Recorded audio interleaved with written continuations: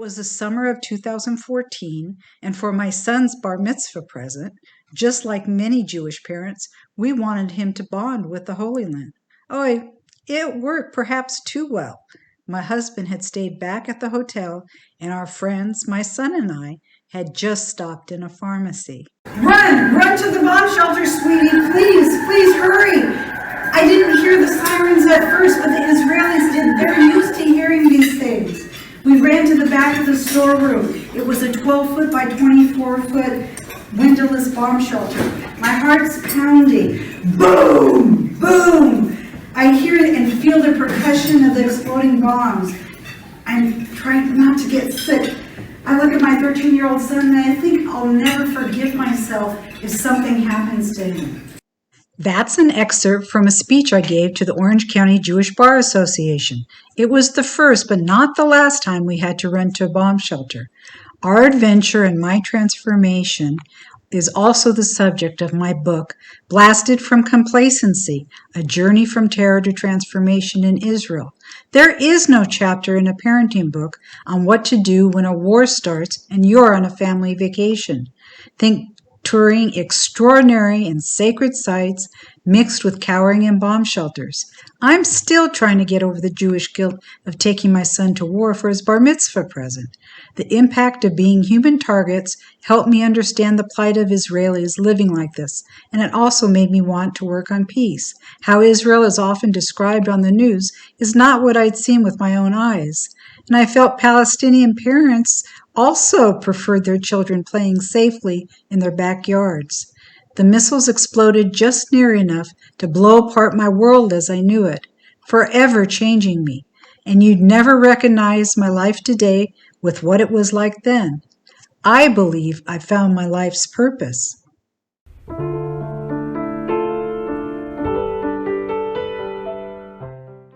Hello and welcome everyone and Liz to Peace with Penny. I'm talking today with Elizabeth Arif-Fear, who goes by Liz. I'm excited to continue with our Season 2 interviews of Peace with Penny. We just celebrated the International Day of Nonviolence, and I hope you were able to take a few minutes to think about what that means and how personal surroundings reflect those sentiments or don't. May we all live surrounded by peace, shalom, and salam. So let's get on with today's interview. I consider Liz Arif-Fear truly a role model for change.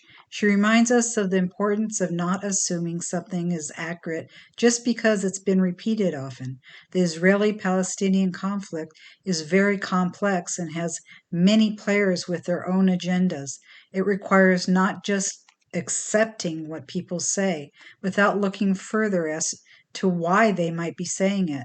We must keep on our toes and remember how breaking down the word assume is essential because it can sometimes make an ass out of you and me. In 2015, Elizabeth founded the Voice of Salam, or what means the voice of peace.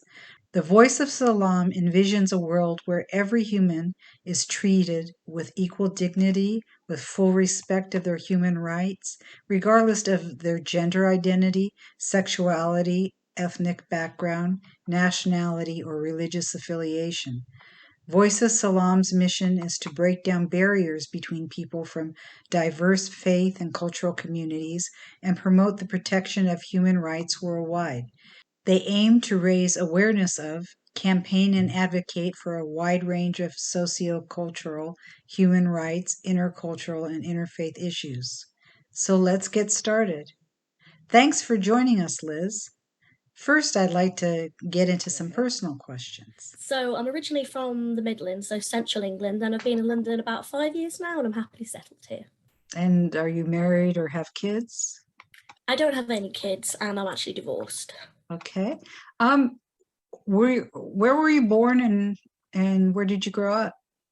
So I was born in Stafford, which is a town about an hour north of Birmingham, which is the second city of the UK.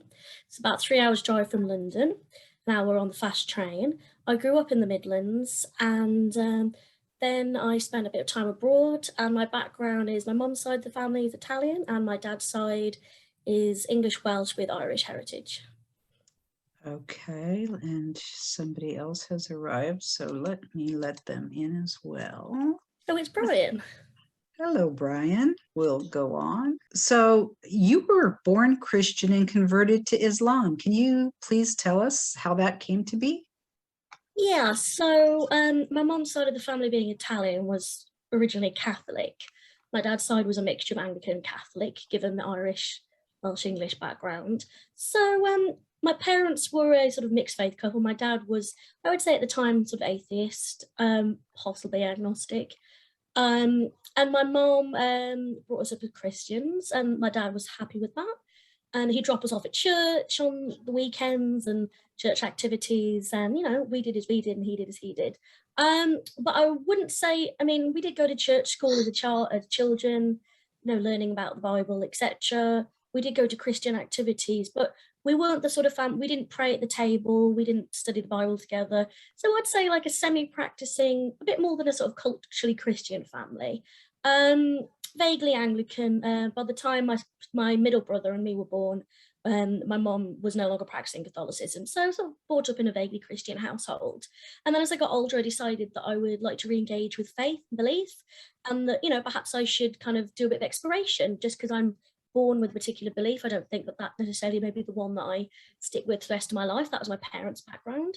So I was exploring church and Christianity, and at the same time, I'm a linguist. I studied languages at uni, not Arabic, but I was interested in learning Arabic.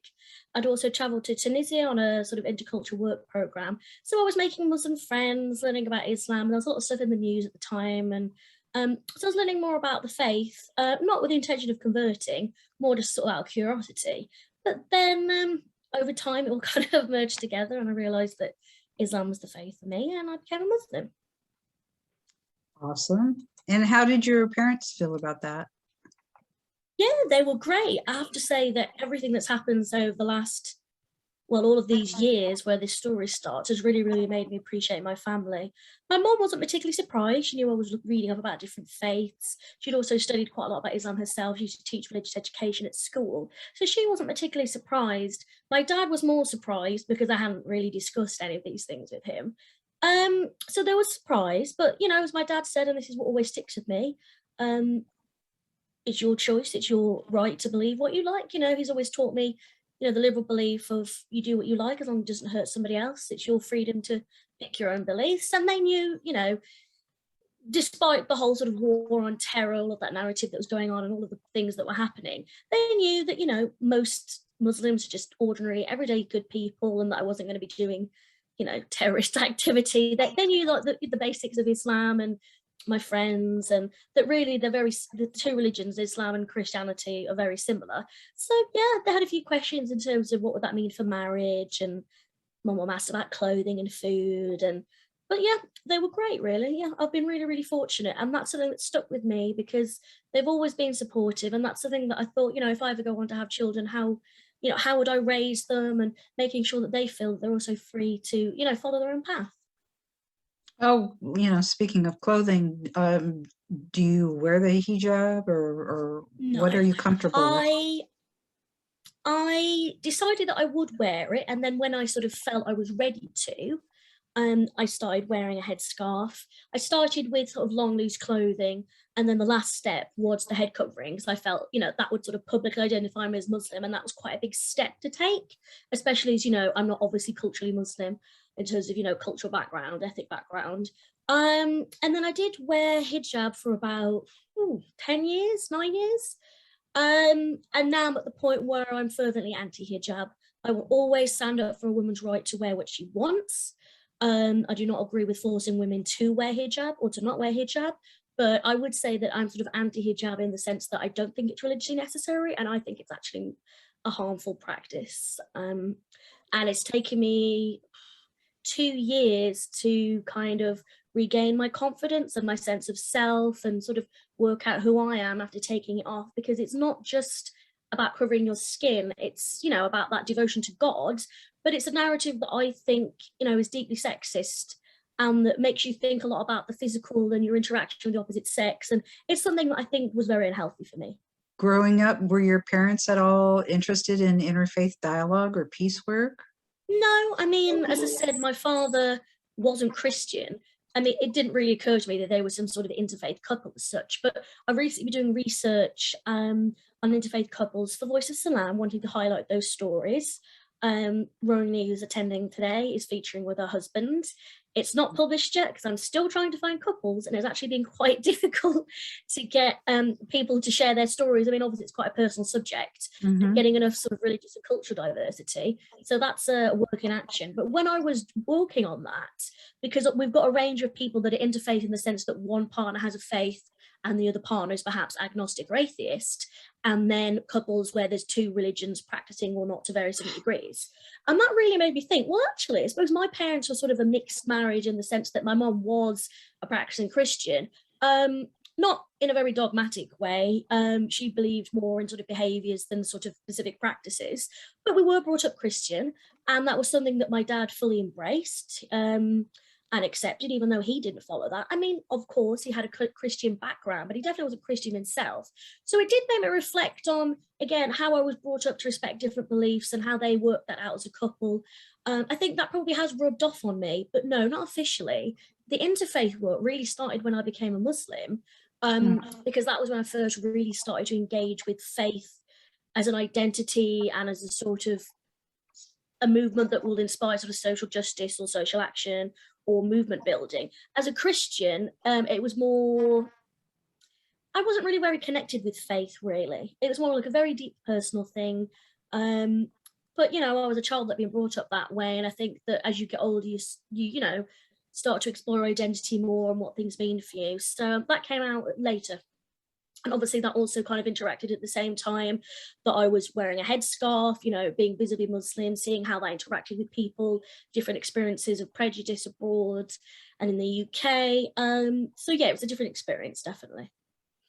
When did you discover your love of words and start writing poetry? Well, it's quite a funny story, actually, because when I was a child, I loved writing poetry.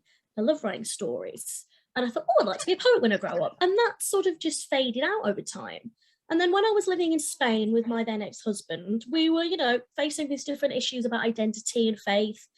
He was not visibly Muslim, but North African. I mean, I don't think he looks visibly North African, but, you know, interactions with people, they would discover he was North African, and we were in Spain. And there's a dynamic there about the history there and some of the prejudices people face if they're Maghrebi. And then I was there, who was a British person. My mother tongue was English, and that was my profession. So that gave me a sort of privilege in a way. A lot of people wanted to learn English. That's how I made my profession over there. But I was also visibly Muslim with a headscarf. And Spain isn't as diverse as the UK, I believe, or at least in terms of the history of that diversity, that's played out very differently. I think we've got a longer history of multiculturalism in the UK, and I faced prejudice in Spain that I haven't, that I've rarely faced in the UK. And it was through these experiences which my then husband was like, oh, you should talk about these, you should write about these, you should document it. And whilst wanting to reconnect with charity work, sort of social action, just activism, whilst I was in Spain and obviously didn't have the networks I had back home, I was thinking about, you know, well, if I go back to the UK and work opportunities, I've been working in communications, but I hadn't really had much writing experience. So he suggested setting up a blog, something I'd never done in my life. But I started and it became quite a natural thing. I really enjoyed writing, started writing more and more. And that's where Voice of Salam started. Came back to the UK, was still writing. And then the poetry came. It was around the time of the siege of Eastern Ghouta in Syria, where it sort of all really came to a head. There was a limited amount of aid that could get in. I'd had features on Syria before. I interviewed a Syrian asylum seeker who I met in Spain, who's a friend of mine, you know, shared other stories. But it really got to such an emotive point where, you know, how bad was the war getting at that point? I mean, war's terrible and it was just reaching such a climax. And I really was just sort of so touched by it all, really. And it was really that kind of emotive moment where I was just reflecting on how awful the situation was. And I was working international development at the time, so my work overlapped with, you know, humanitarian aid. You know, I knew all about what was going on in Syria. And I thought, oh, what would it be like to be in that situation? So I wrote the poem, What If It Were You?, which describes the situation there. I mean, the war's not over, but about Eastern Ghouta at the time, and just reflecting on that sense of empathy and understanding other people's experiences. And I just really wanted to get it out in poetry. It was a lot more emotive than a blog. And I really enjoyed writing it. And I shared it with a friend, and she's like, "Oh, why didn't you write? You should write an anthology." So I started writing more and more, and then, yeah, just it went from there, really. And then it was a bit of a dream to kind of become a published poet, have a book, get it out there. Sure. And one of my friends was like, go for it. Don't try and crowdfund, approach publishers, really put yourself out there, and then you can see where your options lie. And she was right. I went for the big goal, so to speak, and publishers got back to me, and they could see, how it all fitted in with my activism and everything. And then that's the book. And then, over time, with different things happening in my life, reflecting on, the next book, which I'm working on at the moment, which is poetry on women's issues and Islam and faith and identity. And that's more sort of semi-autobiographical. So the first book's quite broad. It's different human rights issues. I mean, strong themes are definitely women's rights, refugee rights. This one is focused on one specific subject, Islam and women, and some of the sort of cultural injustices that I've faced as a woman, and also reflecting on, the experiences of other women as well. Very cool. So you, in 2019, you actually won the St. Ethelburger's Award for Sacred Activists of the Year. So can you tell us about that? Yeah, so there was me and another lady who co-won the award. St. Ethelburger's is an amazing organisation based in London. They have this amazing interfaith tent. It's got electricity and plug sockets and all these different interfaith windows of sort of different images from different faiths. They're all about peace and reconciliation. I think they're actually founded in a site which was a monastery that unfortunately was blown up in the war, or at some point, to brush up on my history there. I, was aware of their work through different people, and at the time I was doing, helping set up an organisation, helping that's currently in the process of being set up, helping refugee children. Refugees has been an issue of mine. My first professional job was at a refugee migrant centre, documenting stories. I'd help people plan trips to Calais. We later planned one. And I wanted to go to Calais, and we wanted to see the journey there before they would get to the UK, when we would then be helping. So we were sort of planning this trip, but at the same time, I noticed that St. Ethelburg was running this sacred activism program. So they were all about sacred beliefs, sacred motivations, but not necessarily in a sort of structured religion sort of way, however you like it, and how that inspires people to take action, which is something that I very much believe in. I'm not so much, in with institutional rules, but the idea of faith inspiring you to do good, to take action, tikkun olam, if you're looking at the Jewish faith, same idea in the Muslim faith, doing good, do good deeds for other people. So that's what inspires them. And they have this program called Sacred Activism Program. And they were running a program where they were going to take a delegate of interfaith activists over to Calais, and they would help at the warehouse there with the efforts supporting refugees over there. So there were sort of two elements to it. It was one about faith and action and working with people of different faiths and what you could learn from that, and then using your faith also to help people. And I thought, well, this looks like a great trip. We weren't sure when the other trip was going to happen. So I signed up, and I went, and it was amazing. We, helped prepare some of the meals. They make, I think, meals to feed sort of 2,000 odd people a day, people that have no support. One evening I was really lucky to be able to go out on the food distribution, and, I met some of the men, women and children that, we were receiving this aid. So also just things like, preparing wood so it could be burnt because they've got no other source of fuel and warmth, going through donations, people rely on this for sort of food, clothing, shoes, etc. So I was involved with St. Ethelburger's with that. That was a couple of months because we went over for about just under a week, and then there was all the reflections and things. And then I saw that they had this Sacred Activist Award. So I did self-nominate. Self-nominations welcome. And I just told them about what I've been doing, really. Like interfaith cooking at a London synagogue, like my Voice of Salam work, all the different things. And I won. There was another lady who won, I think, artwork for refugees, and then there was me, and it was great to just be able to talk about my work and get a bit of recognition and just meet different people. And they're a lovely charity. I've not been so active with them at the moment. I mean, with COVID, we've all been a bit sort of stuck indoors, but yeah, definitely a charity close to my heart. That's terrific. One thing I loved about our discussion during the pre-interview was when you being a Muslim were teaching me that in Britain there are different denominations of Judaism than in the United States, and I couldn't help but research also what it was in Israel without going into the differences listed from least traditional or religious to more so. In the United States, Judaism is divided into Reform, Conservative, and Orthodox, with some much smaller categories that might fall into others, such as Reconstructionists and secular. But in Britain, the denominations are progressive, made up also of liberal or Reform, majority or conservative, modern or central Orthodox, and Haredi. In Israel, the denominations are secular or Hiloni, traditional, majority, religious, Deity, or Haredi. I always screw up the pronunciation, Haredi, and some people call them the ultra-Orthodox. Once again, as Jews, we always seem to manage to be complex. Personally, I love the variety to choose from, but how the various denominations impacted your work? Right from the very beginning, it had a major impact. So I think one of the first times I went to a synagogue in the UK was I joined this a Jewish Muslim women's group, which I later co-chaired. Can't remember exactly, but one of the first things I learned was about the existence of atheist Jews. And at that point, I came from like a zero knowledge background.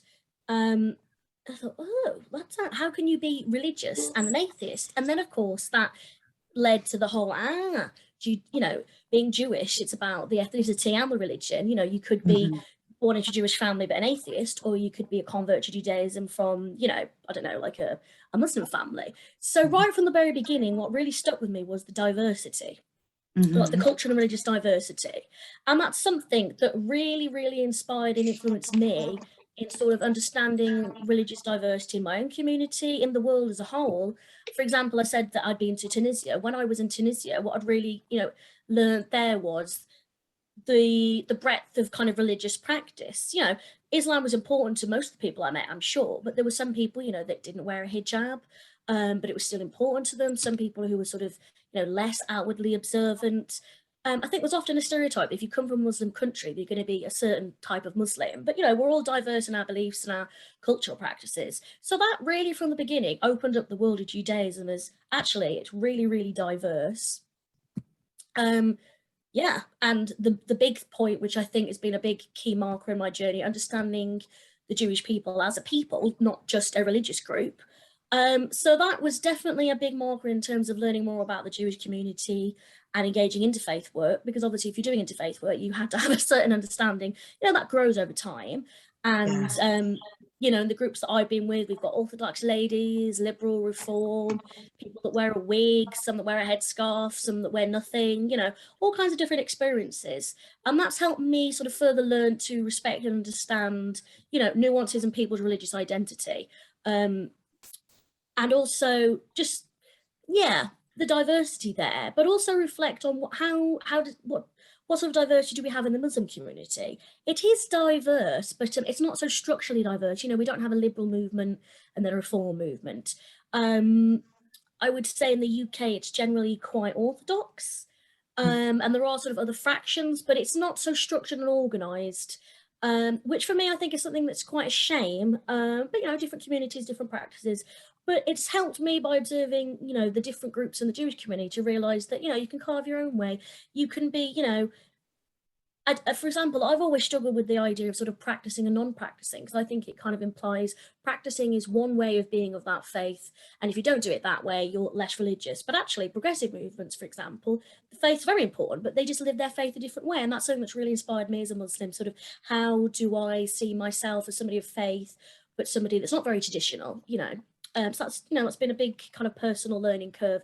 And also just in the interfaith world, understanding difference.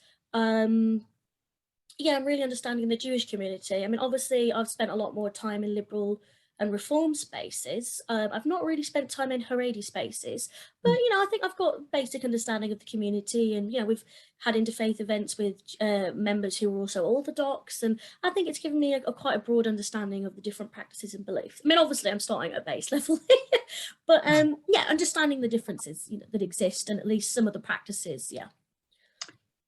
Interesting. The Israeli-Palestinian conflict is so complex, and people have such strong feelings about it, yet so many really haven't studied it, and that can be dangerous because they just repeat what they've heard. How have you seen that impact people and their beliefs? Well, it's something that's personally affected me because, my background, I was very anti-Israeli. Not in the sense that I knew much about, well, it just goes to show, I didn't actually know much about the conflict at all. It's more that sort of de facto kind of leftist position. And then as I became a Muslim, that's quite a cemented view because, you have the idea of the Muslim Ummah, the Muslim community. So the idea that Palestinians are your brothers and sisters, it's a stronger connection than if you were just taking, a stance from, say, like an activist lefty angle. So I didn't really know much about the conflict, but I had very strong views against Israel, which is obviously a bit ridiculous because how can you have an opinion on something that you don't really know much about? Obviously, because I'd only seen things from a certain angle and read, certain information, listened to certain views, and hadn't really listened to the other side, so to speak. I wasn't speaking to Israelis. I wasn't attending, like Jewish seminars or organizations that, weren't either Israeli or Palestinian and perhaps from the outside. I just sort of picked up things, I had an Arabic teacher who was Palestinian that clearly had very strong beliefs.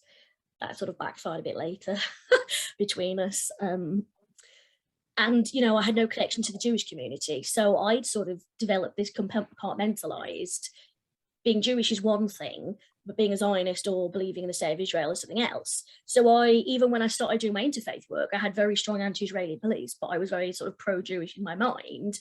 And obviously it came to the point where I had to address this because, I was meeting people who did identify as Zionist, or if they didn't even sort of acknowledge the term, they believed in its existence, or they had family and friends there, they'd visited. So sooner or later, I had to kind of face this, hang on a minute, maybe I've just completely misunderstood this term, and maybe there's a lot more to the conflict, than perhaps I thought. So it was a big learning process. And through that, I've seen how perhaps other people around me maybe changed their views. I've seen how some people have very strong views, but, we're getting misinformation that's very, very easy to propagate and spread, especially on social media.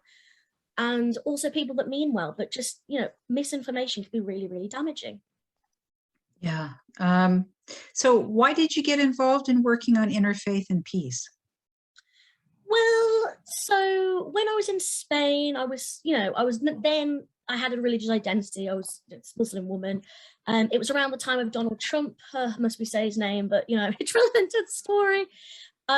Because it was all the time he was talking about the Muslim ban, so before he became president. So, and I'd done my thesis for my translation masters on an Iraqi author who was a migrant who is now he now lives in Italy. So his book was also about sort of identity, migration, kind of hybrid identities, him as this Iraqi, but this Italian, and it also focused on the war, on the history. So I was sort of exploring these topics. I'd studied a bit about anti-Semitism, and Islamophobia, studying languages, so looking at sort of multiculturalism in France. I'd been working on a text, translating it, looking at the term Hebreo, Hebrew, or Jewish. It's complicated in Italian.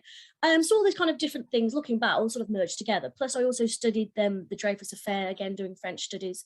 So I did have an understanding of the different elements of anti-Semitism. So there's like the political side, there was the Christian anti-Judaism in terms of Christ, and looking back, I had more understanding than I thought, but it wasn't really issues that I had a particular engagement with. But when I was in Spain, I was writing about, well, let's look at the commonalities between Christianity and Islam, Mr. Trump, looking at these kind of issues of integration and multiculturalism. And then when I went back to the UK, a friend of mine was involved in planning a peace festival, and that was part of an interfaith initiative. So we had Hindu representatives, there was a spiritualist lady, we were the Muslim representatives, other Christian denominations, and I really enjoyed it because before then my activism had obviously come from more of a sort of secular background, looking at kind of different human rights issues, because I wasn't really engaged in issues around faith and religion. And I really, really enjoyed the Peace Festival. And not long after, I moved down to London.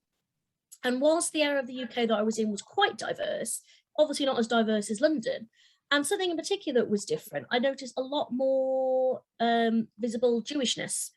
So I noticed, Orthodox men in their suits. I noticed the curls, and I thought, oh, I wonder what that is. Googled it, pay art. Didn't know about any of this. I'd had some Jewish colleagues in university, but didn't really engage in it much. Wasn't really just sort of, it said faith was sort of not really an issue, not really an area of interest for me.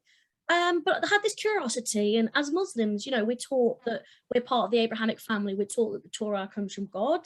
We do have this sort of, Abrahamic link. Practically, I'm living in London and I'm seeing Jewish members out and about, and I don't really know anything about this community. That's not really good. You should know our neighbours. We should learn more. I also thought I might have Jewish heritage. That was a long kind of thread of thought in our family for a long time. So I did a bit of a Google search and found there was a Jewish Muslim women's group at a synagogue in central London. And that's where it started, really. I had been to some synagogues in Morocco. Yeah, actually, looking back, I did have a bit of an interest. I went to a museum in Vienna looking at Jewish history, like Holocaust history. Went to a still functioning, this first synagogue I actually went to was in Marrakesh. So the interest was there, but I wasn't really doing much with it. And then I went to this Jewish Muslim women's group and really enjoyed it.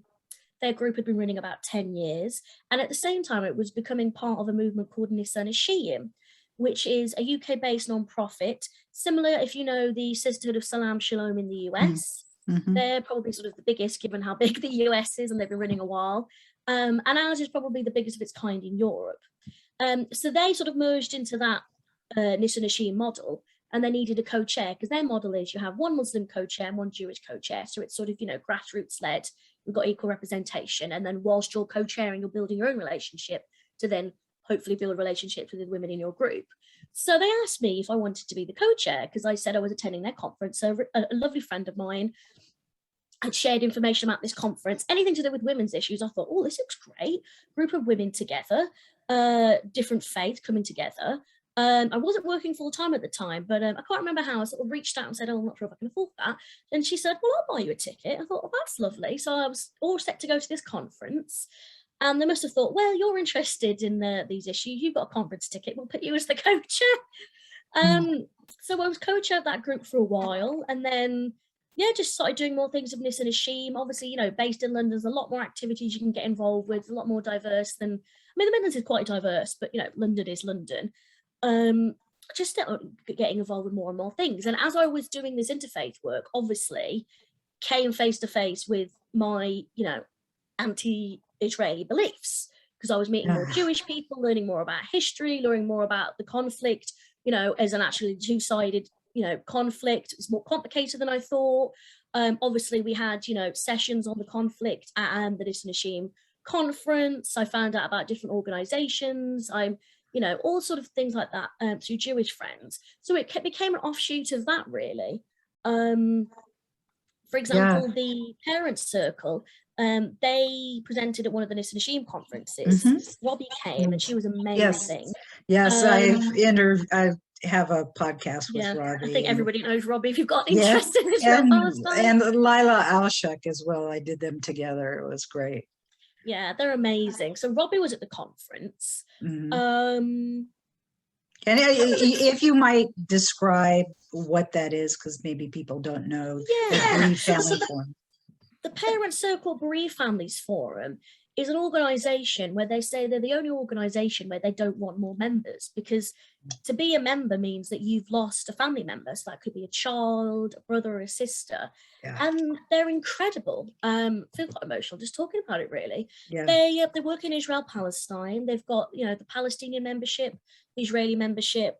I presume they've got Israeli Arab membership. I'm not sure about the details, just to clarify. It's not just a binary. But their founders, when you hear the stories, so like Robbie's son died, they've all lost children, family members, and it's all about sort of reconciliation through pain, understanding that a death is a death. If you've lost a child, that's the same pain, it hurts. It's the worst kind of grief.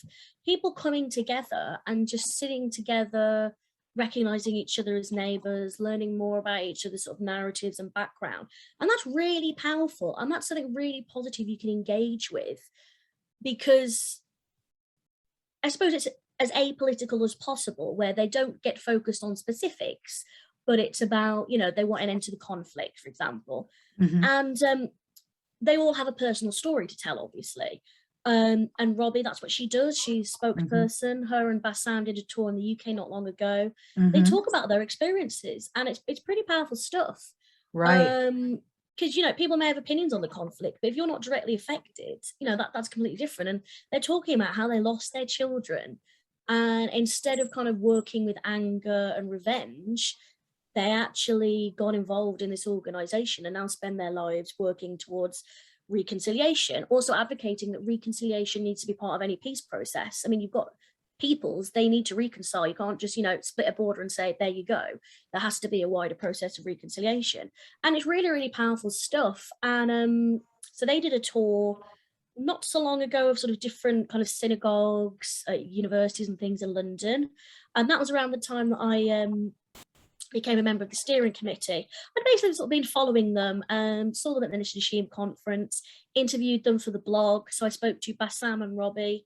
They're amazing advocates. Bassam founded Combatants for Peace. His daughter was sadly killed, and Robbie's son was sadly killed. And they are, you know, the spokespeople for the organization. I think Bassam may now have left, I'm not sure, but, you know, they've done so much work, you know, going to America, and they're a powerful pair. All of them. Oh, yes. Powerful. Absolutely. Absolutely. But, So but getting back to you, yeah, you know, and because I know from talking to you, you know, throughout your life, you were so anti-Israel. And today, I think you might even consider yourself a Zionist.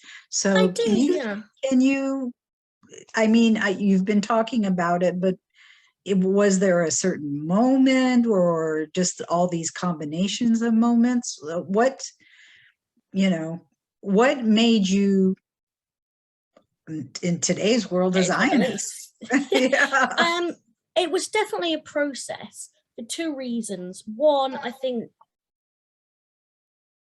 it took a lot of time to sort of understand things. Secondly, the term Zionism itself was quite loaded. So even whilst I probably may have fell in line with those beliefs, I didn't identify with the term till later.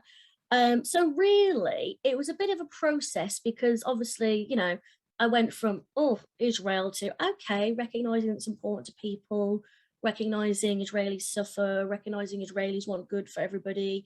You know, we've got extremists on each side, but, you know, learning about Jewish history across the Middle East, more about Mizrahi Jews and diversity there, anti-Semitism pre-Holocaust, a history of the conflict itself, meeting different people and understanding that sort of joint pain. Like, there is actually two sides to this conflict, and it's not just one and then another. You know, learning more about the Palestinian Authority, Hamas. It was a gradual process. And then again, the term's quite loaded. Like, I think I know people who are Zionists but don't use the term, people who actively use the term. Breaking down, okay, well, what does anti-Zionist, what does non-Zionist, what does Zionist mean? And just becoming sort of more aware of my own beliefs, really. And I think it was, I said to a friend, he goes, oh no, you're a Zionist. I was like, oh, right. But, you know, people have a lot of misinformation about the word. Also, I'm generally somebody that doesn't really like labels. So this is probably my only exception on that. But I think it's quite important, because it gets such stick. I think it's good to kind of own things sometimes, but generally I'm not somebody that likes to kind of be boxed into a term. But, you know, it's very diverse. I mean, being Zionist, what does that mean? It doesn't necessarily say where I sit on the political spectrum. You know, you could be progressive, you could be conservative. I haven't said if I'm religiously or politically Zionist. If I'm not Jewish, that probably gives it away. But, you know, it's a broad term. So I think people need to start owning it and, you know, demystifying it a bit. That just because I identify with that doesn't mean you necessarily know my views on the conflict per se. It just means that I think Israel has the right to exist, which I think is a pretty good start if you're talking about peace, you know, accepting and acknowledging and wanting Israel to exist. Otherwise, you've actually only got one state at the end of this. So, yeah, it's partly to do with the term, which I definitely think is a bit of a sort of Yeah, the communities that, like have anti-Israeli circles, the term is just seen as awful. So I think it's just kind of owning and becoming comfortable with that term and really understanding what it means. But also, I think changing your beliefs takes time. You learn about different people, different experiences, and you realize that perhaps what you knew was misinformed. And it was a process, definitely. So in the Voice of Salam, you established it in 2015, and is that self-published? Is it published somewhere? How does that all work? So our platform is voiceofsalam.com. We have had guest bloggers on our platform, and we've also had things on other websites and platforms, cross-collaborative work.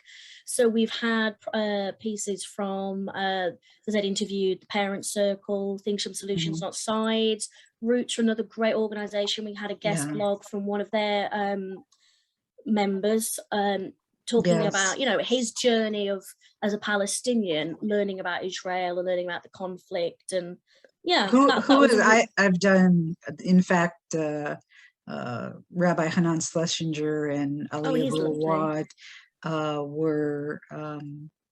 the first peace activists that I ever met, and kind of they're in my book, etc. And I know many people. Which Palestinian activists are you talking about that he wanted to remain anonymous for security reasons. Okay. Yeah. So all the ones that I know, I know many that don't remain anonymous and so on, and Roots Shorashim Judah. In fact, last week I played the interview I had with Rabbi Hanan, but I've known him and Roots for years, and they're just incredible.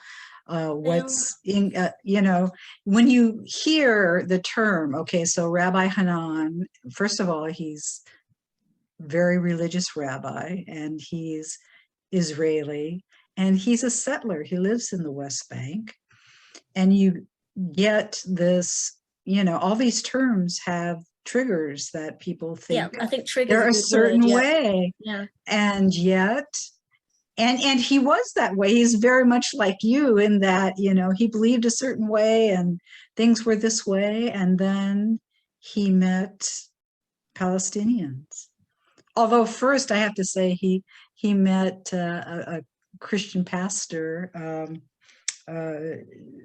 Pastor John Moyle, who I've interviewed and known for many years. And also he will be on a interview coming up, but who helped start Roots, and he introduced Rabbi Hanan and Ali, and they have this wonderful organization in the West Bank that gets Israeli settlers and Palestinians together, and they work on peace, and it's on the Abu Awad families.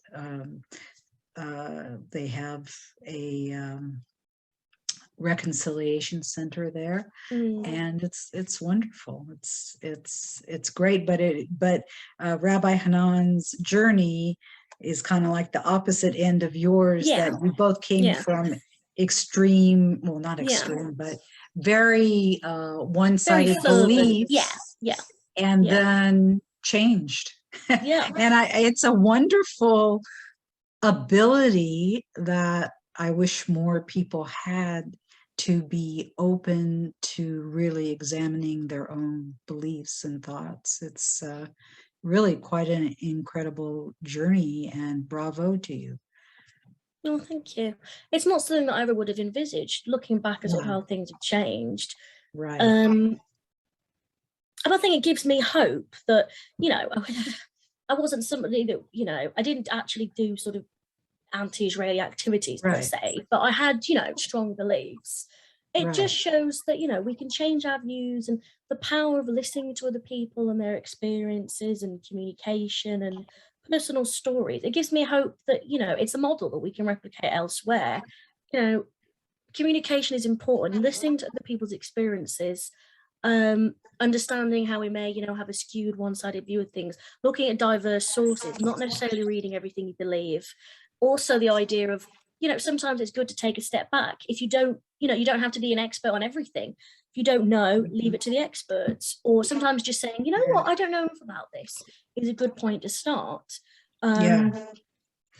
Yeah, I think part of it's a personality thing too. I'm like you, I kind of research and not everyone's that way, and not everyone's willing to put in the time, but definitely what we read in the media is so often skewed one way or the other.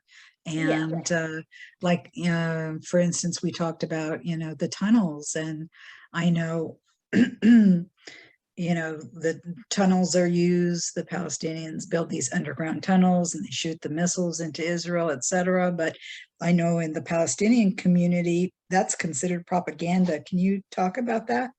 Yeah, I once mentioned things like that, and I was told I was spouting propaganda. I mean, when you've got a very fixed narrative, anything that goes outside of that is seen as propaganda. It's just so outside of the fixed narrative that you've been given. And it's a very one-sided narrative. Palestinians are suffering, and Israel is just completely evil. That's pretty. If we're in this kind of box narrative, there are people in between that have a bit more nuanced view. But especially in terms of, and especially sort of the activist circles that I would have been in, and views in the Muslim community and Arab circles that I've been in, that's generally the belief. Israel's evil, nothing good about it at all, and that's happening to the Palestinians. So the idea that Hamas could be doing things, or that the PA is at fault, it's just not really talked about. And obviously also there's censorship issues there, because freedom of expression in the PA, in the West Bank and under the PA and Gaza, there isn't that level of freedom of dissidents. There's been peace activists that have been arrested just for having calls with Israelis. But yeah, there's a lack of information, things that aren't talked about, not sharing those stories of reconciliation. And then with some people, when you do share those stories, I've had people say, oh, Stockholm syndrome, which is very disappointing, that if you have two bereaved parents that build up the courage to reconcile with, what some people may see as the enemy, that's powerful. But then you have somebody that's not even in that part of the world that calls it Stockholm syndrome. That's not somebody that wants peace. That's somebody that has a very fixed agenda and that's been fed a very, very small narrative. So yeah, anything that's outside of that, as I said, I've been told, oh, that's propaganda.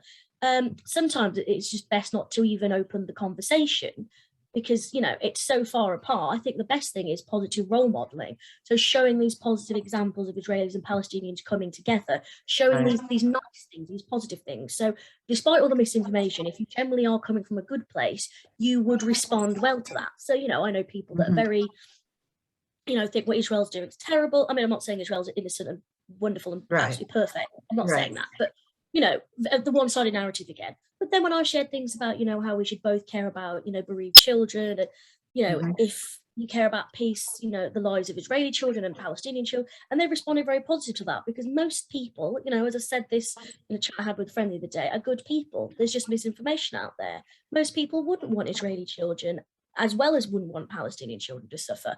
But, there's a very one-sided narrative in different, depending on where you are. And I think that's why positive stories of people like Rabbi Hanan, people like Rabbi and Bassem, where, hang on a minute, let's just sit back and see them who are actually living in that situation. And that's incredibly powerful. And that's why, I want to share more and more of those stories. I'd love to go out there and, get involved and share these stories, do some documenting, because it's really powerful, especially when we see the effect in terms of anti-Semitism and community relationships sort of crumbling, under tension, when we have outbursts of conflict, when people actually in that area are doing these amazing things. So I think we've got a lot to learn.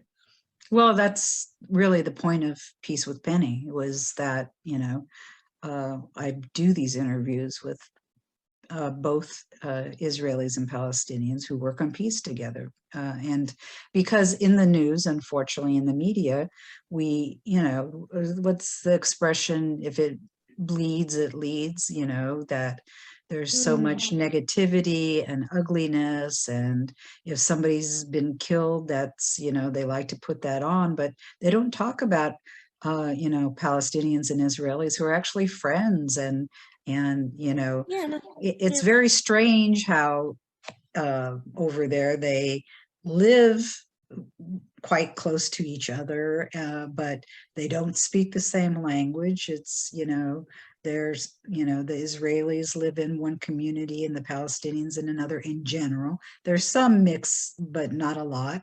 They don't speak the same language. A lot of things are set up where the interaction is frowned upon, but there are many people who do interact. And of course there's the issue that, for instance, many Palestinians, thousands and thousands and thousands, work in Israel, and so on. And then, of course, there's always the Israeli Arabs who are full citizens in Israel. That doesn't seem to ever get noticed or talked about on the Palestinian side. But at any rate, how do you think the PA could be more proactive toward peace? Well, I've always said that any solution has to come from within. So, it's Israelis and Palestinians that are affected. Mm-hmm.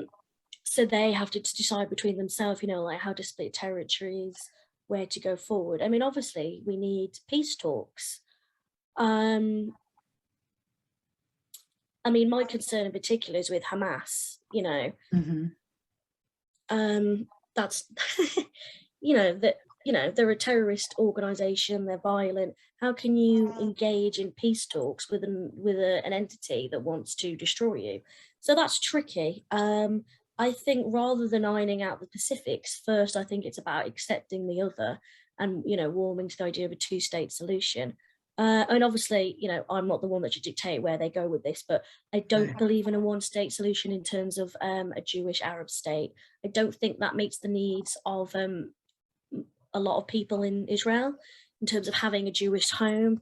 I don't think it's what Palestinians want. Again, I'm not here to speak on their behalf. I firmly believe in the two-state solution, and I still think it's possible.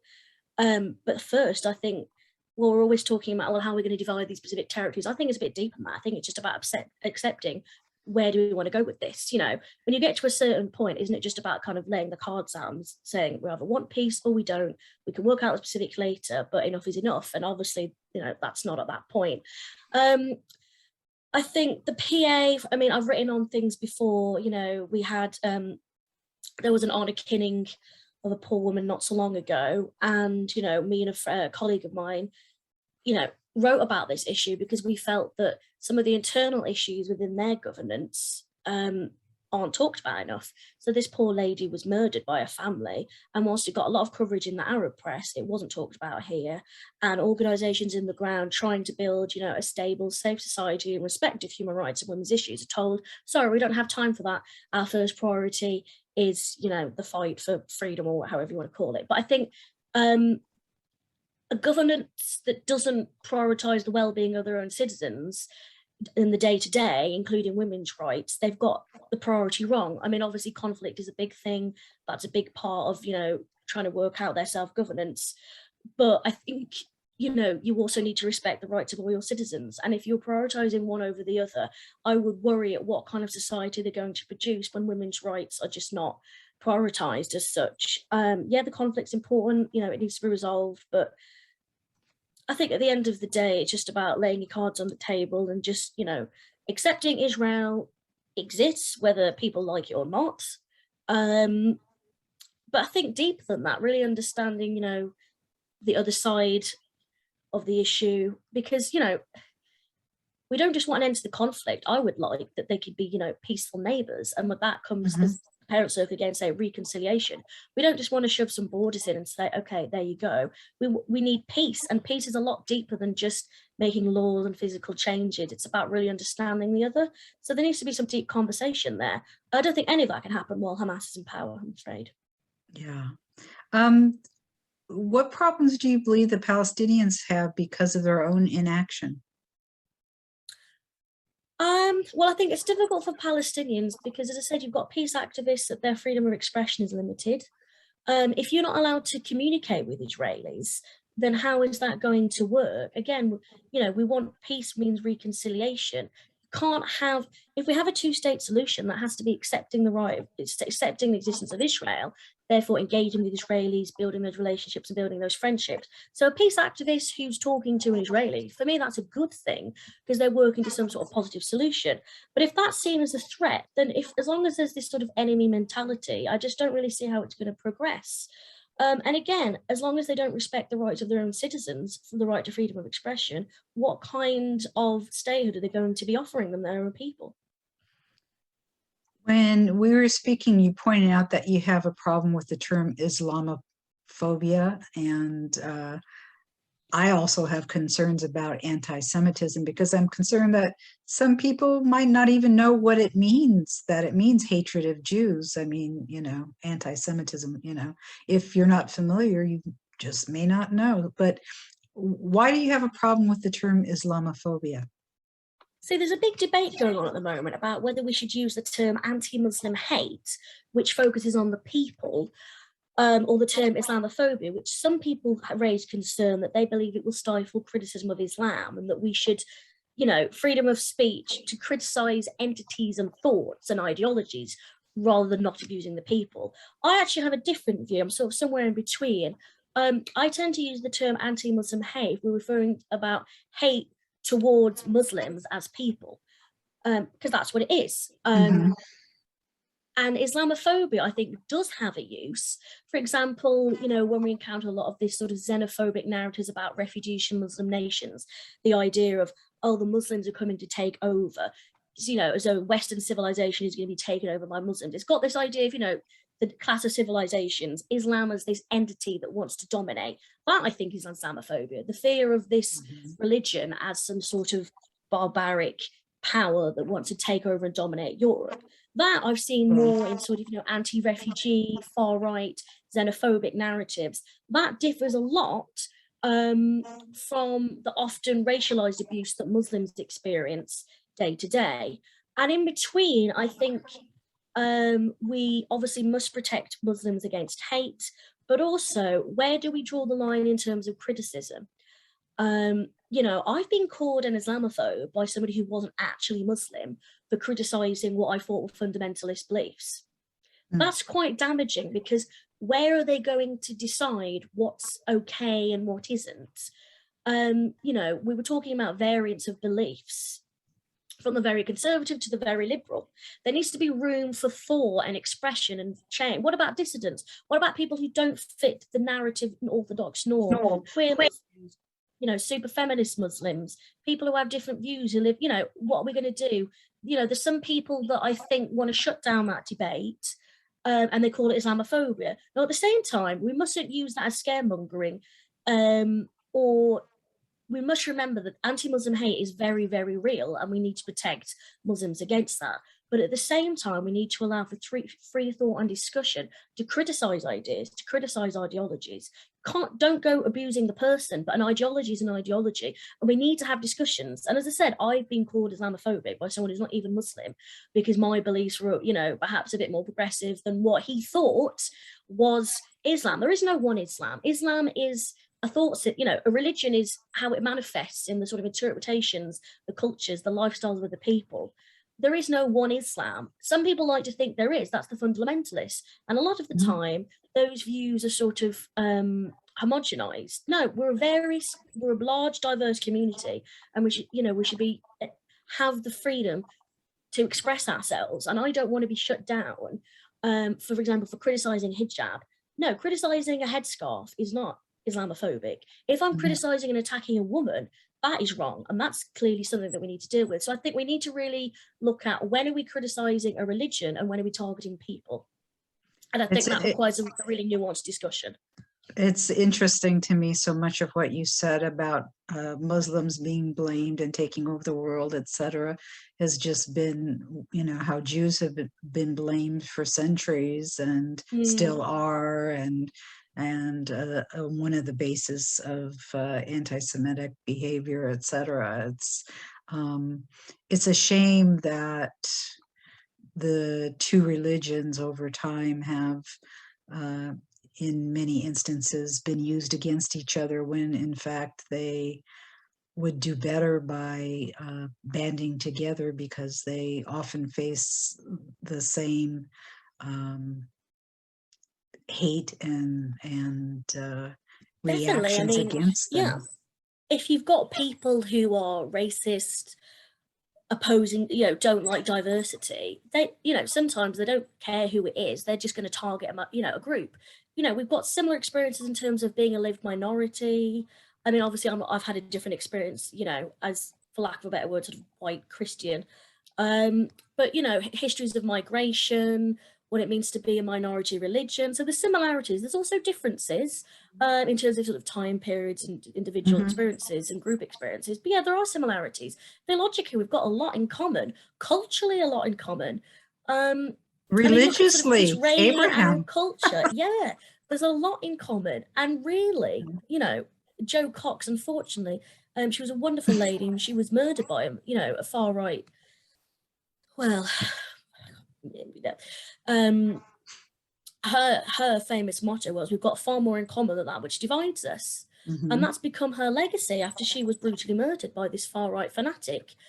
People love to amplify difference. That's why, people that don't want to see stories of Israelis and Palestinians getting on, they're not about peace, they're about division. Because how can a story of two people coming together during a conflict be anything other than good? You're stopping that kind of reconciliation, then you're part of the problem. Yeah. Due to your supportive attitude toward Jews and Zionism, you've received some unpleasant tweets and other reactions. And, we're talking about one man that got acid thrown in his face because of his beliefs. What types of things have people said, and how has it impacted you? I think I've been quite lucky. As I said, there's this one gentleman in the Muslim community who did get acid thrown in his eye. Thankfully, he's okay now. I have had experiences that did make me think, better make sure my address isn't on the internet. Better make sure my phone number's not on the internet. And at one point, I did say to friends on Facebook, please don't share my details with anybody. I think generally I get left alone. I think I had one very horrible bout of trolling, and I talk about that in a video on the website, actually, where I faced some horrible abuse. But really it was a sort of learning curve, because I thought, well, what do I do? Just go off and hide away and end all of this, or just keep going? They're not going to stop me. I mean, obviously I wouldn't do anything that was dangerous, but I think because I'm not deeply embedded in the Muslim community, like my family's not Muslim, I don't really think that there's anybody out there that particularly wants to get me, so to speak. I'm obviously careful with my safety. I don't think I'm of a threat. I'm not, going around mosques saying XYZ. Well, I say I get left alone. There was another very unfortunate incident, which I won't talk about in detail because I don't want to give them the spotlight. Some very unpleasant people who created some horrible material about me, let's just say. But I don't care what bigots think, really. They're not going to stop me, so on we go. I wouldn't ever put my safety at risk, but I've had nothing to date that makes me think I'm in danger, but I do take precautions. But then that's only sensible anyway. You shouldn't really be putting your address out on the internet or your phone number. So I'm just being careful. But no, I've not had any sort of like physical threats or anything like that. I've been faced like misogynistic abuse. One person on the internet told me to go something on a Zionist something. I'm sure you can work it out yourself. Because obviously when a woman's involved, it always takes a horrible, turn in terms of sexual acts and stuff, because that's how they see women, misogynist, as sex objects. Interestingly, when I faced abuse from anti-refugee xenophobes, they use the same kind of rhetoric, but me as a Muslim woman or me as a woman, haters are haters. They'll use what they can against you. So you were part of the United Nations Alliance of Civilizations Fellowship Program. How did you get involved, and what kind of program is that? Yeah, so the UNAOC is all about sort of interfaith, intercultural work, bringing people together, breaking down these barriers. They have their fellowship programs, amazing. The one that I was in for 2020, it was last year, their theme, they have a new theme every year, was peace in the age of new media. So, how can we build and promote peace and advocate for peace? New media, like digital, online, social, we're a lot more digital now. there's great ways to communicate, but also there's big spaces for hate as well. How do we do that responsibly? How do we promote peace journalism? What is peace journalism? Well, peace journalism is what you and me do, Penny. So unfortunately, we couldn't travel because of COVID. But I'm just really, really glad that the fellowship still went ahead, because, you know, a year of everything being cancelled, it was just nice that something was carrying on. So what we did was we virtually traveled. So they have the MENA cohort, the group from Middle East and North Africa. So we had some Palestinian brothers and sisters from Gaza, one gentleman from, I think, East Jerusalem.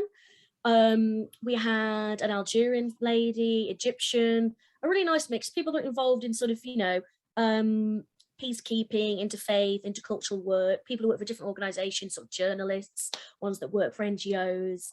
Then I was part of the North America European cohort. So we had people from Canada, the US. I was the UK rep along with another gentleman who works for a great interfaith organization here in London. So people engage in this kind of dialogue, bringing people together, peace building, interfaith networking. So what we normally would have done would be to travel to the region and meet different organizations, group representatives, learn from them, get training.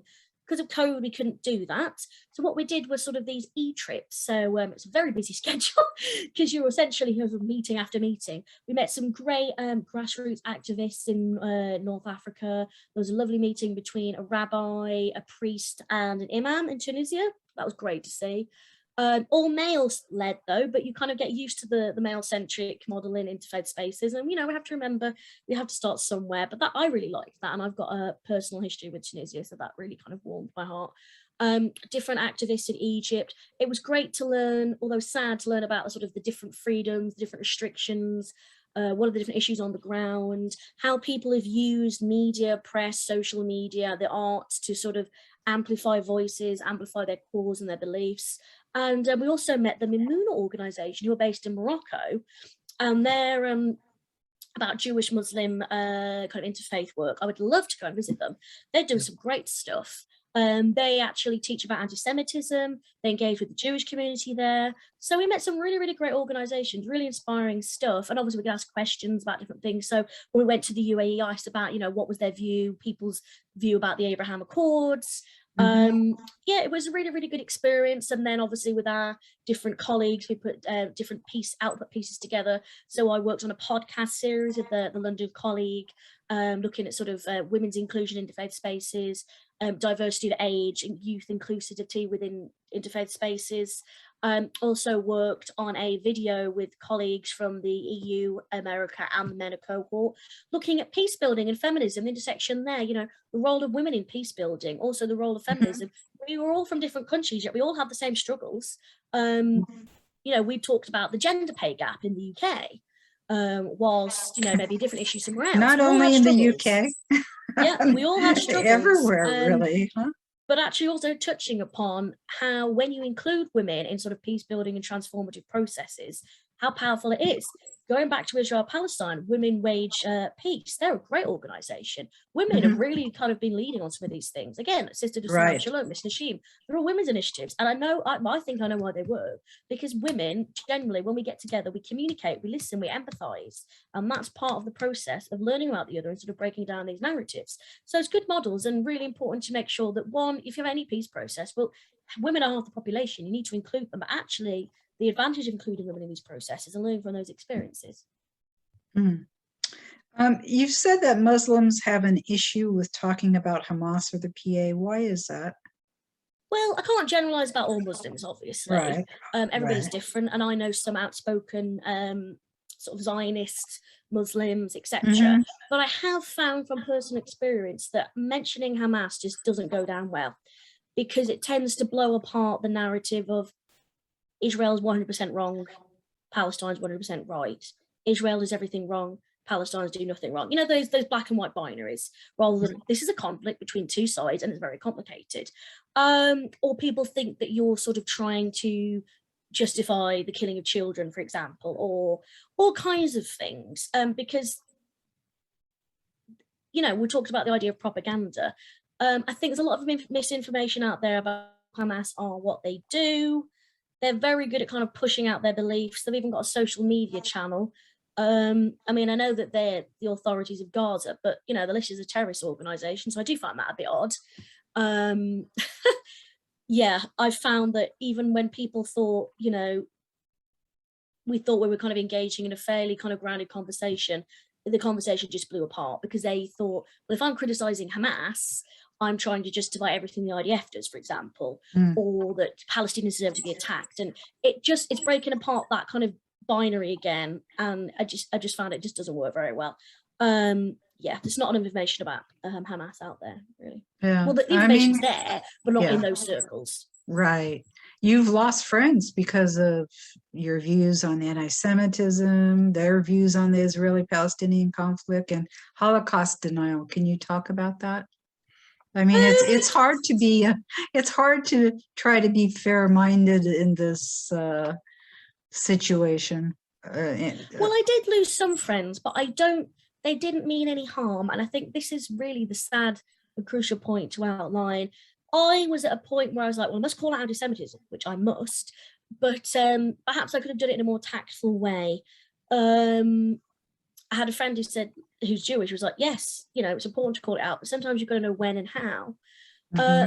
Friends who obviously came from a very kind of traditional background, they, you know, felt a massive sympathy for the Palestinians, probably didn't know much about the Jewish community. There'd be kind of discussions about things, and I was obviously in the place where, anti-Semitism wrong. They shared some material that they meant it to be anti-Israel, but it stepped over into anti-Semitism because of the imagery. And we didn't talk about that specifically, but I think that I reshared that and called it out. They must have seen that. And I just had a feeling that the friendship wasn't quite okay. And then I thought, I think they may have blocked me. So I approached the friend, and she basically sort of seemed to be to sort of, what's the word? She felt sort of conflicted in the sense that she obviously thought I was a nice person, liked me, otherwise she wouldn't invite me around to her house for food, wouldn't have been friends. But she obviously had the sympathy for the Palestinians and felt that being friends with me was somehow unfair on them because of my belief. She said I was too pro-Jewish. Now, it's important to notice the language, that her first language isn't English. So I think what she meant, it's all conflated, Israel-Jewish. Basically, there was a disjoint between what she knew and what I was doing. And she just sort of couldn't reconcile. She didn't think I was a bad person, I'm sure, but I think there was that guilt there of, but I've got to support the Palestinians. And a friend of ours was like, she's not a bad person, she's not a racist. And I know she's not a bad person, but it all just a bit collapsed and she didn't speak to me, and then it just went sour. And then a couple of months later, I saw her from a distance and we smiled, and I know that she means no harm, but there's a lot of misinformation there. We were coming from completely different points. Maybe I should have left it alone, but I suppose at one point it was going to kind of come out. Yeah, and it has made me think in the future, you know, certain topics I'll leave alone. But yeah, I mean, it's difficult because I don't want to be friends with people who I think are prejudiced. But when there's other opinions that are so normalized that do sometimes step into prejudice, it's tricky. I said, you know, most people are good people. They just want the best for everybody. They do want peace in some form, no matter how that may or may not be formed. So I think it's about knowing when to have those conversations, really. Not shying away from things. And no, not you don't. Out, you don't. You knowing when to address pretty much go after it all. So I think the only. I mean, you can't drive people away. I've learned over the years, but while I'll go out all guns blazing, sometimes you do have to be a bit softer, because otherwise, where are you going to get the people? You're not going to change their views, which is why I think role modeling is really important. So you, like, for example, you, Penny, as a person, I'm sure that with the work you've been doing, friends and family have reflected and thought, oh, that's amazing work. Maybe they've changed some of their views, or people that have listened to your podcasts. I think keeping it personal is a really, really good way. You know, anybody that knows me knows I'm not, you know, I'm not some sort of weirdo with horrible extremist views. So hopefully just, you know, being a role model, being around people, getting to know people. That's why I think, you know, the model of the parent circle is so important, because, you know, who can argue with bereaved parents who are sort of really showing those examples for us? Yeah. Well, we've covered most of the different issues, and I can't help myself. I wanted to ask you about the LGBTQ, and then I'll give you one more question, and then we'll. Yeah. But that in the Muslim culture, yeah, I could talk to you for hours, and we have in the past. But but the whole LGBTQ in rights in the Muslim culture. Did you want to comment on that? Yeah, so that's one of our areas of kind of focus in Voice of Salam. We've done features on like members of the Jewish community and Muslim community, reconciling faith and sexuality. We've done more generic things about the rise in anti-LGBT hate crime, which is shocking across the UK, and I'm sure the same is happening in the US. But also breaking down the idea of faith or sexuality. There are so many people that are queer and have a faith, and that's a beautiful thing. You shouldn't have to choose between the two. There's different ways to live a faith, and one of the most recent blogs was by a Jewish friend talking about how he came to his conversion journey to being Jewish, running sexuality with that. Another story by a Muslim sister, and also just opinion pieces on why we need to tackle this issue in the Muslim community. There are growing numbers of organizations in the Muslim community that are creating space for queer Muslims, but I've seen both from outside the Muslim community, to say, let's just call it anti-Muslim hate in this context. People, they seem to be on board with, okay, great to be queer, but you can't be Muslim and be queer. Well, you don't have a right to tell me what I can believe. If we're going to be inclusive, you accept people's identity. And at the same time, you've got Muslims that say, oh, you can't be Muslim, or you non-believer, or no, but it's terrible and such a sin, or we need to throw them off buildings, so you've got hatred from within and outside the community, when really you want to be at a point where you're accepted for your sexuality and your faith, and they're not at odds with each other. And if they don't understand how those two combine, learn about it, but you shouldn't be telling people how they can and can't live their faith. And I was this was pre-COVID, and it was great. I was marching with a Muslim group, and it was really, really great to see the support out there by I presume most of the people at Pride weren't Muslim, but there were some obviously other Muslims there, Muslims and non-Muslims alike, because we don't want to be building a space that's not inclusive by saying, okay, we can be here if you're queer but not Muslim. It works both ways. So there are increasingly a number of queer Muslim spaces that's growing. It's still a thorny issue. A lot of people face, stigma, isolation. I identify as bisexual, but, I've not had any problems. My family accept me for who I am. And I've been very fortunate with that, just like I was fortunate with my conversion. Again, it's really made me appreciate the idea of accepting people for their own beliefs and, tolerance, not just tolerance, but recognizing the importance of people to make their own choices and live their own lives. So my family have been great with all my choices, and that's something that's just really kind of inspired and motivated me, and something that I'd like to replicate for my own children. Because sadly, you get people that convert to a different faith like Islam, they become completely disowned. You get queer Muslims who you face isolation, stigma. Some people even face violence for their sexuality. So it's just about letting people live the choices that they want. Sexuality is not a choice, it's who you are.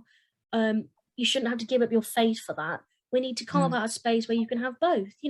Faith can be progressive as well. Something I've also seen, from queer Jewish spaces as well, and attended events with queer Christian spaces. And I think it's important to let people of faith know that there is a space, if they're queer, for them in the community, both the queer community and the faith community. You can't exclude one from the other. Faith is a part of somebody's life. You can't ask people to choose. They shouldn't have to choose. And I think a faith that makes people choose, I would question that faith. And a queer community that's not open to people of faith, well, that's not inclusive either, is it? So, yeah. So the last question, if we could do it quickly and sum it up quickly. If you were speaking to the people of the world, what would the message be that you'd want them to know about your work? I think people are really powerful. Stories are really powerful. Read the blog, meet people who are different from yourself. I mean, we're not all that different, but seemingly different, maybe of a different faith, a different cultural background. Open your horizons, maybe challenge some of these stereotypes and narratives you've been given. Just meet people. I think, most people are good people. It's very hard to hate people if they're your neighbor. You know, something happens on the news, but you think, oh, hang on, my neighbor next door is so-and-so, he's great. Yeah, it's those connections that are really important that get people through difficult times. Learn from people. Israelis and Palestinians are doing amazing things. Learn from them, not from random sources on the internet. The power of people is extraordinary, and connection is really, really important. And go out there, get connecting with people. Okay, COVID, it's online, the world's at our fingertips. A lot of good things online, but there's also a lot of junk online. Be respectful. Just open your mind to different thoughts and opinions, and that's how we learn as people. Like I've learned, I've changed my beliefs. I've made some amazing friends in the process, and some amazing being a part of some great projects. I think if we always should learn, we never know everything. I think part of it, as we said, is admitting we don't know everything. I don't know enough about this conflict. How can I learn more before I proclaim to know it all? Go out there, meet people, share the amazing stories, find stories. If you've got a story of your own, get in contact. I'd love to share it. Yeah, diversity is a good thing. It's something we should celebrate, and people's stories are incredibly powerful. We need to get them out there. Great. Well, thanks so much, Liz. This has been very enlightening and a real lesson in dedication to making the world a better place. Next week on Peace with Penny on Tuesday, October 12th at 11 a.m. Pacific Time, I will be interviewing Rabbi Dr. Ron Cronish. Well, what can you say after you acknowledge Rabbi Cronish's Interreligious Friendship Group Award given by His Holiness the Dalai Lama in 1999, or his meetings with Pope John Paul II?